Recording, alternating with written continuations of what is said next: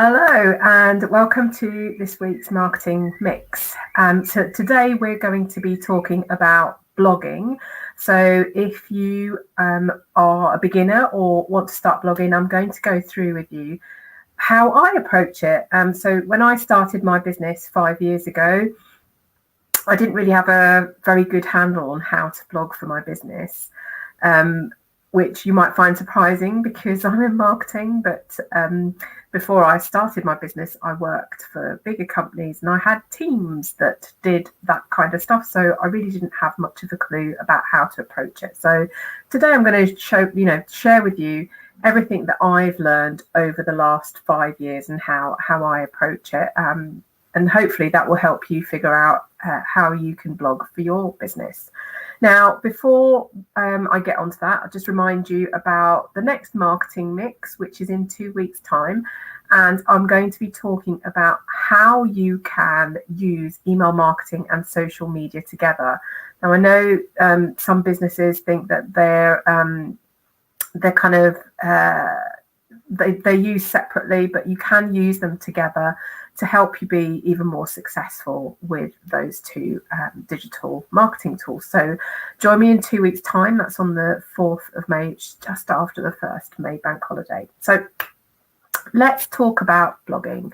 So first of all, why should you blog? So one of the things that really helps you, that blogging helps you achieve, is actually getting traffic to your website. So that's a big deal. It's content that lives on your website, which people can find. It can be discovered by people.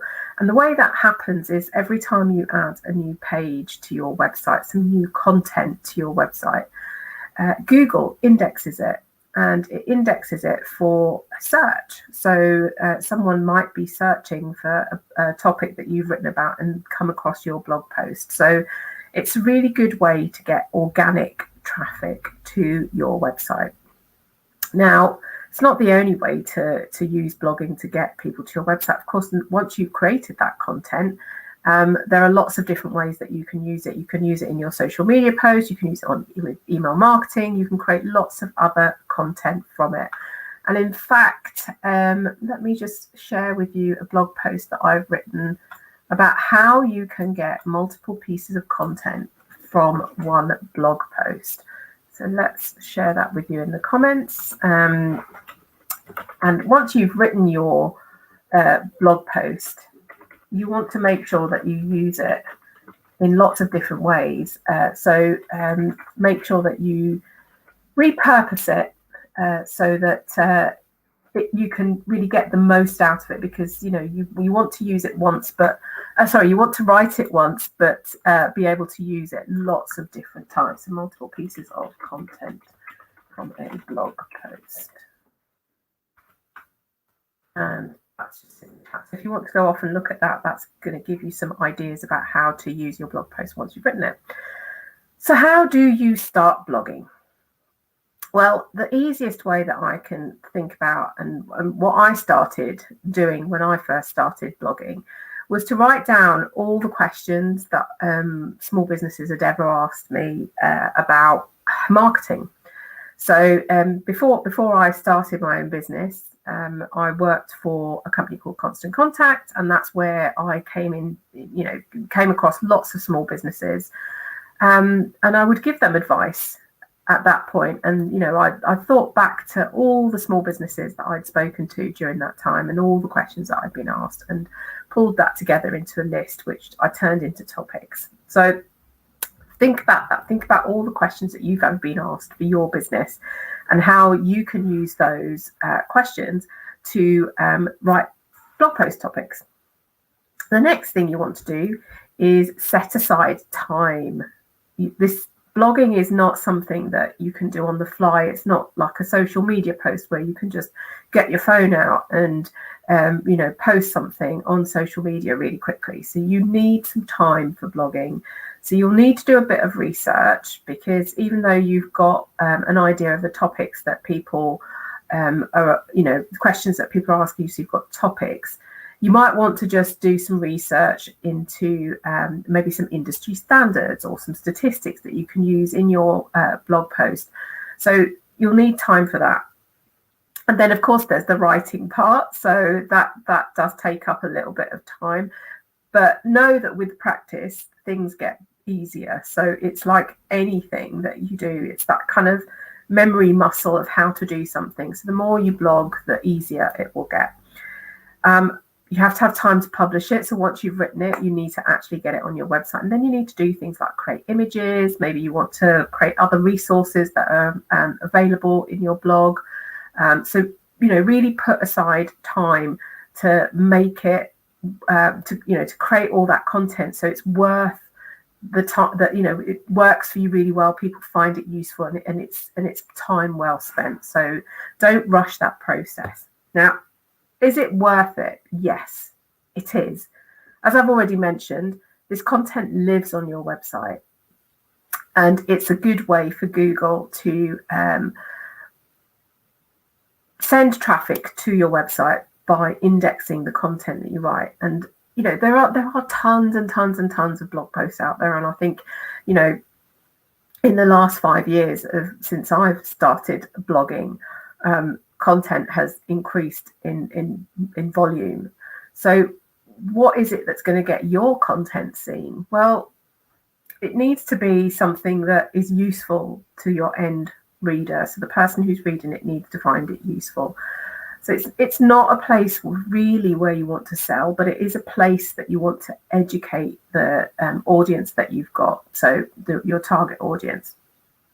It's a really good way to build credibility, to show people that you know what you're talking about, that you've got experience in your business area.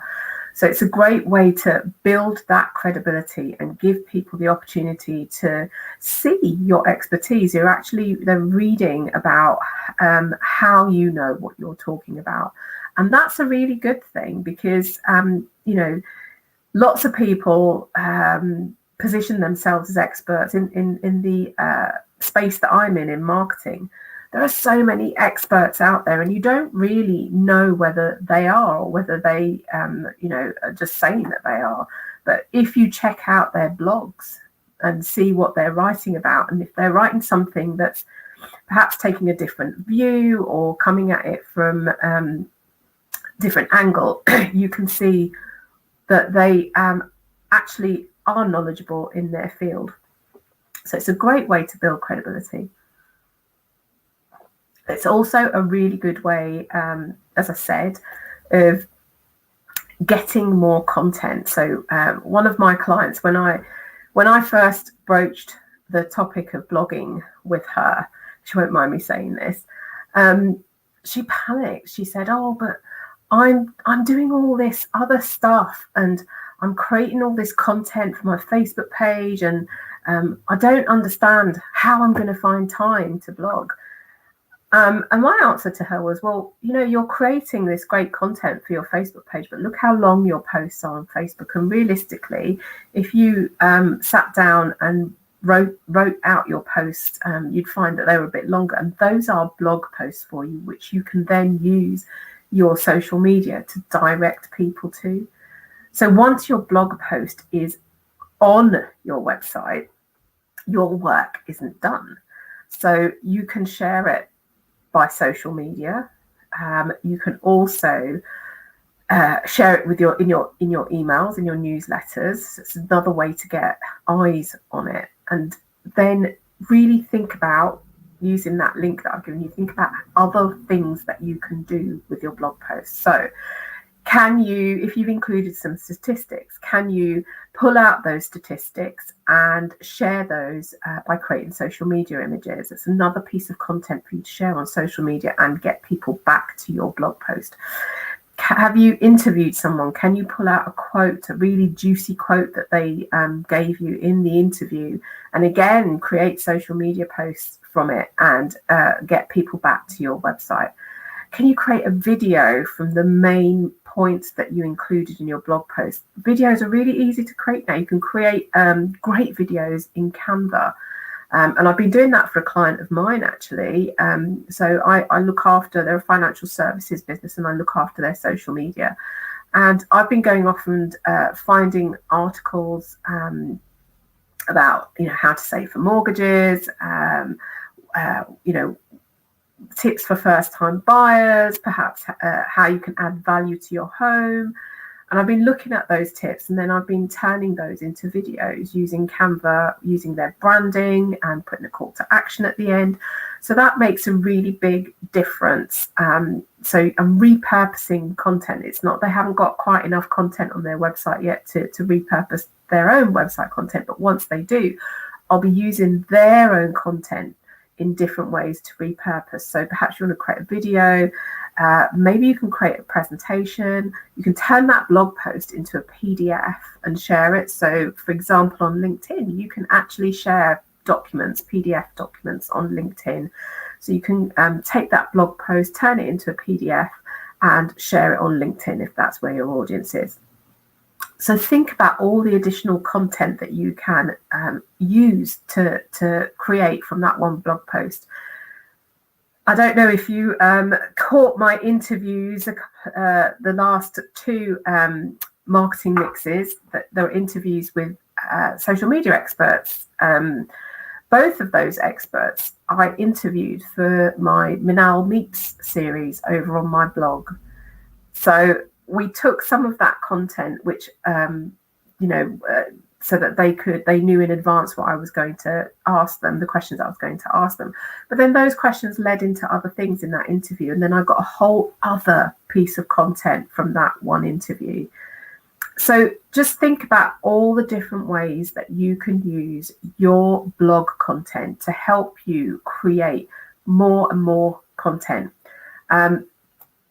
And if you're stuck, I don't know if you can see behind me, actually, there's a book there. It's a book by Amy Woods, and it's called Content 10X. And it's all about repurposing content and how you can do that. So blog posts are really, really simple to repurpose in a lot of different ways. So think about that as well while you're creating your blog post, and use it in as many different ways as you can in order to get traffic back to your website. And in fact, one of my readers of the Marketing Morsel emailed me just earlier saying he couldn't make this session, but was blogging a good way to get people to your website? And the answer is absolutely yes.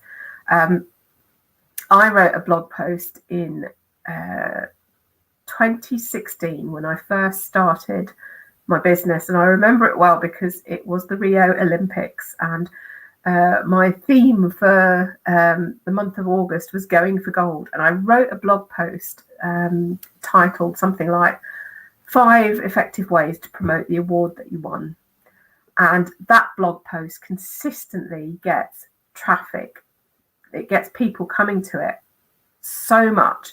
And in fact, it's always in the top 3 pages of my website. I don't really promote that blog post. All the traffic that's coming to that page is organic, because people are searching for ways that they can promote awards that they've won. So, content from 2016 is still working hard in getting people to my website. So really think about that as you pull together your content for your blog posts. So how do you go about putting together a blog post? Well, I don't know what I don't know if there's a best practice way, but this is how I do it, and this is what works for me, and it has worked for me for the last 5 years. So what I do is I generally take a topic and I brainstorm the different aspects of it that I want to include in that post, things that perhaps people have asked me, or I know people will want to know about, or naturally fit into that topic. And I brainstorm those on a piece of paper, and then perhaps write down, like short sentences of different ideas of how to build that out. And then what I do is I take each sort of subtopic within that brainstorm, and I write a paragraph. write a paragraph about that. So, for example, if I were writing a blog post about how to start blogging, I would talk about the reasons why you would want to blog. So things that I've just told you now, the things that you can do with a blog post once you've created it. So I've just gone through that with you now. Then I'd break down how the steps that I go through when I write a blog post. And then I'd take each one of those things and turn those into a paragraph. And you'll soon discover that actually you have got quite a lot to write about. There are a lot of things that will come to mind as you start writing. So take each of those points that you've written down and turn those into a paragraph. So I write that bit first, and it sounds counterintuitive, but it really helps me to focus. So once I've done that and I've got the body of the blog post, I then write the summary and the call to action. What is it that I want people to do? Sometimes I want them to download something, download a resource. Sometimes I want them to register for an event. Sometimes I want them to sign up for the marketing morsel. So it depends what is happening at the time. Generally, if I haven't got very much going on at the time, or I haven't got something that they can download as an extra resource, my call to action is always to sign up for the marketing morsel. So once I've done that, then I circle all the way back to the top and I write the introduction, because having written the guts of the post and I know exactly what the content is, it's much easier for me, and I find this, and I think probably you will too if you approach it this way, it's easier for me to write an introduction that's succinct, that gets to the point and tells people what they're going to be reading about below. And that's what you want. You don't want a rambling introduction that people can't understand and it takes them too long to read because it will put them off. What you want to do is get a really punchy introduction that tells people what you're going to talk about in the main part of the blog post so they carry on reading. And once I've done that, it's at that point that I sit down and think about, well, what is the title of this blog post going to be? And it could be, I could format it in lots of different ways. So if I've sat down and written a process in a blog post, it might be 5 ways to something, or 5 steps, so it might be a number, or sometimes it could be a how do you do XYZ, or it just depends on what the content is, as to what title I come up with. But the title really, again, has to be punchy and it has to tell people what they're going to read in that post, and really give them a hook, a wish, a desire to read that blog post. Once I've done all of that, then I create the image, and I create the image in Canva. So I use Canva all the time. It's my most favorite tool in terms of creating stuff for marketing. I'm not a graphic designer, so and I can't really I haven't got the budget to get my social media and blog images professionally designed every time, and Canva just helps me do that really well myself. So if you would like to try Canva Pro for free for 30 days, you can do that with this link. And it's just a great way to create really eye-catching graphics, not just for your blog, but also, any social media images that you create. You can create the images that you put within the blog post. So lots of different things to help you put together your blog and to help you promote it. So what about SEO? So, there's a school of thought that your blog posts need to be keyword rich, so that people that are looking for what you've written about come across it. Now, I'm not a massive In fact, I'm not at all, not massive. I'm not at all an SEO expert. But what I have heard the experts say is to write for human beings. So write for the people that are going to read your content and focus less on what Google wants. Google will index your page.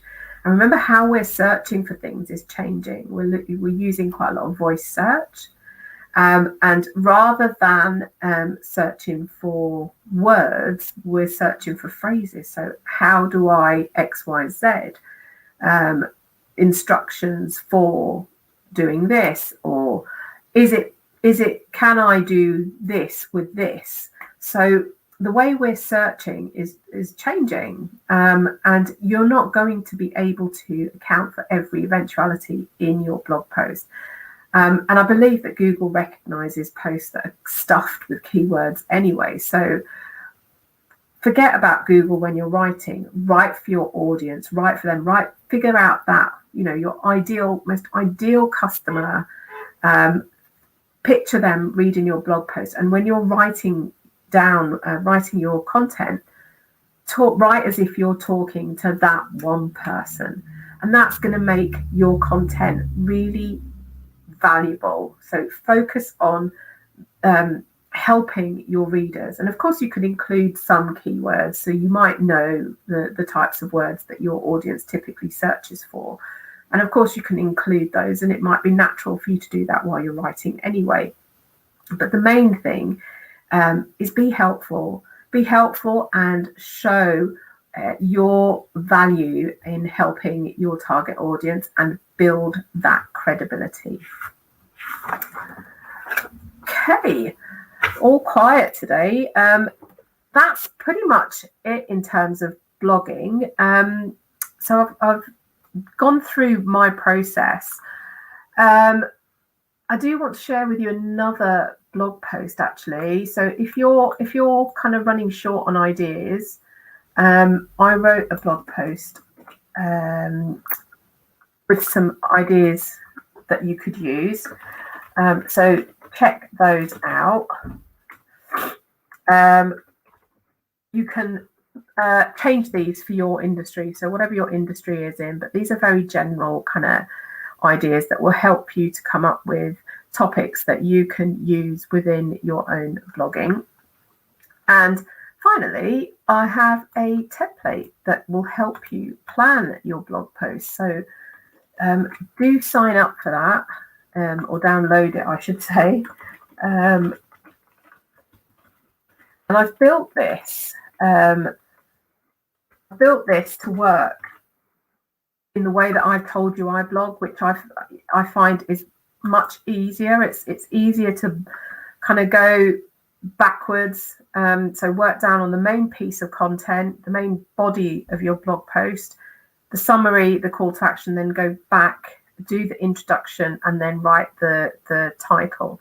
That planning template goes through, it's laid out like that, so it helps you think in that way, and will help you lay out your thoughts, and there's a space there for notes. So if you want to do a bit of research, you can write yourself a note and as to what you want to go off and research, because I know if I don't write things down, I always forget them. So that's blogging really, and that's what I've learned over the last 5 years. The one thing that I'll leave you with is doing interviews for your blog is really valuable. It helps you to pull in ideas and experts from other sources. So as long as they're kind of either complementary or relating to your business, it helps you with that content, and it helps you to pull in experts from other areas. So I've done quite a bit of that.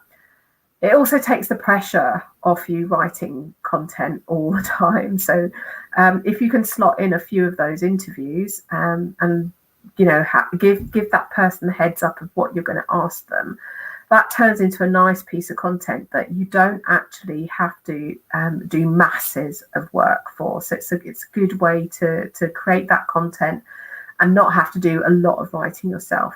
And the other great thing about it is that when somebody's been interviewed and you give them a link to share of their interview, they're going to do that because they've been interviewed and they want to tell other people that their expertise has been sought out.